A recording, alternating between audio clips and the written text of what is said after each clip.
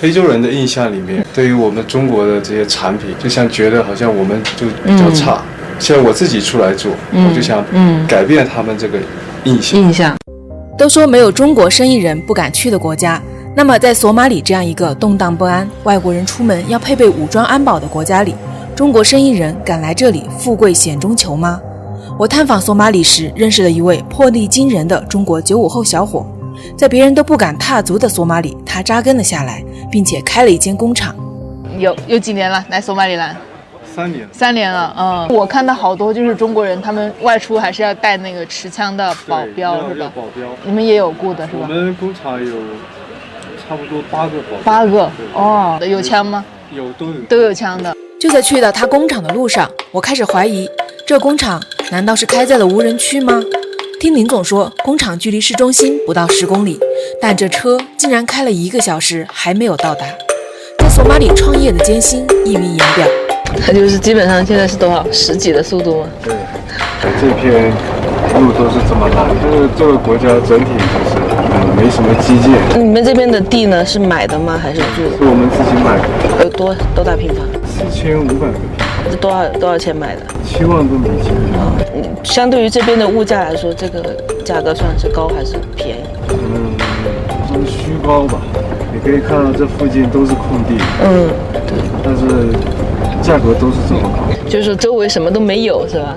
太荒凉了，就有种像进了那种像是无人区的那种感觉啊。我们工厂就在前面那个方向。这边应该算是这个郊区是吧？这边算开发区吧。开发区啊，听上去这个开发区还是比较高大上的感觉。这就是我们的工厂。这里面了。这附近的环境就是这样，很荒凉的，什么都没有。确实是有点荒凉。但是有时候晚上会有一些动物。动物啊？对，有猎狗啊，狒狒啊。刺猬、野猪这些。他们会进工厂里面吗？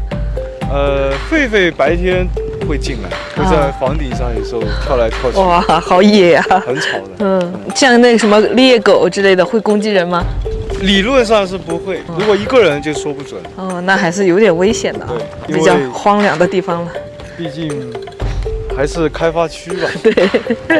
一般晚上我们是不会出来，因为谁知道会不会有猎狗。确实，这个非洲的生态还是不一样啊，在郊区就能看到那么多的野生动物。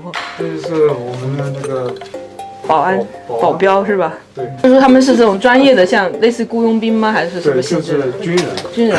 就政府的是吧？会政府的。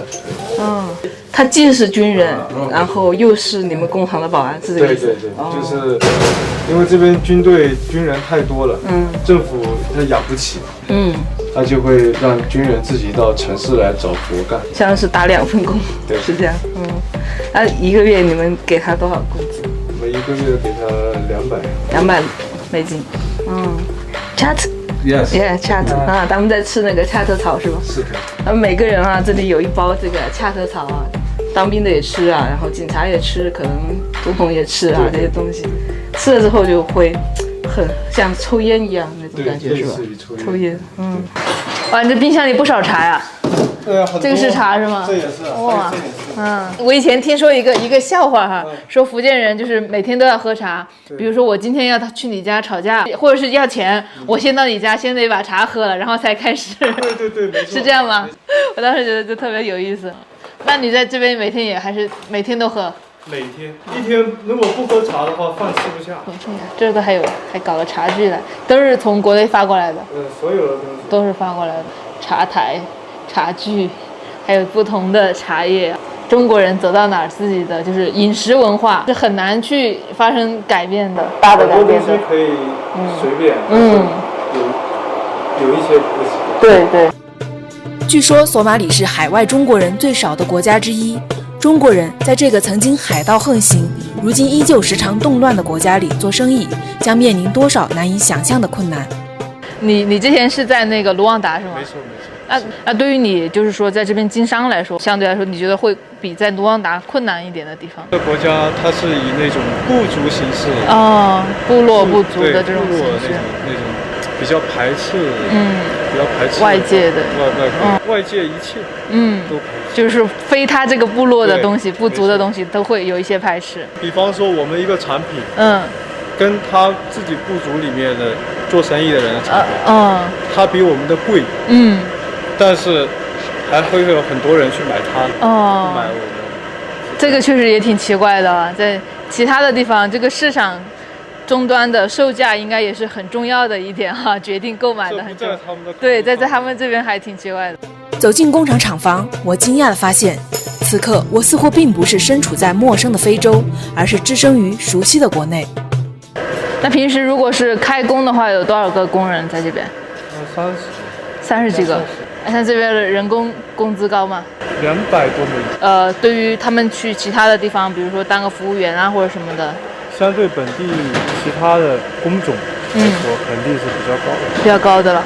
就是餐具啊，餐具类的餐具，80多个款式， 80多个款式，相当于说你这边的所有的像设备啊，全是国内来的，全部是国内料啊，所有东西都是国内运过来的。我们工厂所有像这些工字钢啊，全部是中国。其实刚开始我以为就是这个工厂里面就是大的原材料啊、机械是从中国进口的，其他的东西有一些是在这边解决的。其实并不是啊，就是不管你在这个工厂里看得到的、看不到的东西，都是从中国进口来的啊。就连这个打包货物的这个纸箱都是在中国印刷好了这个字之后从中国发过来的。像这个凳子啊，一看就是中式的家具啊，从中国来的。包括一扇这样的门也是从中国来的，这样的洗衣机也是从中国来的。就是可以直接说是把一座工厂啊，一座中国的工厂，中国制造的东西的工厂搬到了这个地方。国内其实好多家庭就是基本上是用瓷器的嘛，然后南方有一些家庭会用那种不锈钢的。对，那你为什么会想到在这边来开塑料厂，做塑料的餐具？因为要适应当地，整个非洲都是在用这种塑料的塑料。为什么没有想到从国内那个找一个工厂合作，直接就把这些盘子给运到这边来卖就行了？如果是这样的话，我就不会来到这个国家。相当于是这个工厂是你来到这个地方、这个国家的第一步。没错。你熟悉了这个之后，你再去开拓其他的那些制造行业，就会更简单一些。这是也是很重要的一点。据我观察，他们的产品质量非常上乘，必然导致售价不会特别低廉。在这样一个陌生且不富裕的非洲国家里，这样的产品能否带来可观的收益？为何不生产更平价、能够快速打开市场的产品呢？这个盘子我觉得质量还蛮好的，挺厚的。对，因为我们这个质量在市面上算最好的。那你就相当于是你自己开厂之前也是有做过调研是吧？对，有。那你是怎么样去做这个质量的这种定位呢？因为我在非洲也待了有7、8年了，我认为就是非洲人的印象里面，对于我们中国的这些产品，就像觉得好像我们就比较差。现在我自己出来做，我就想把我们中国的产品，做得高端一点，做得好一点，改变他们这个印象。其实这一点我也是有这种感觉啊。很多人就觉得中国产品就是特别便宜。其实中国制造中国是制造大国嘛，对吧？它有各种各样的产品都可以去选择。没错。对，所以说我们这一点我觉得还是蛮认同的，把中国好的东西推出去，让他们看一看，对吧？中国也能做出很好的质量的东西的。是的。他的这番话令我十分钦佩。在索马里这样艰难的创业环境下，他自发地承担起了为优质中国制造扬名的责任，坚守着中国商人的情怀与信念。在唯利是图的商业社会里，这份心太过珍贵。下集继续探访索马里的这座中国工厂，他们怎样发挥创造力，在异国他乡苦中作乐，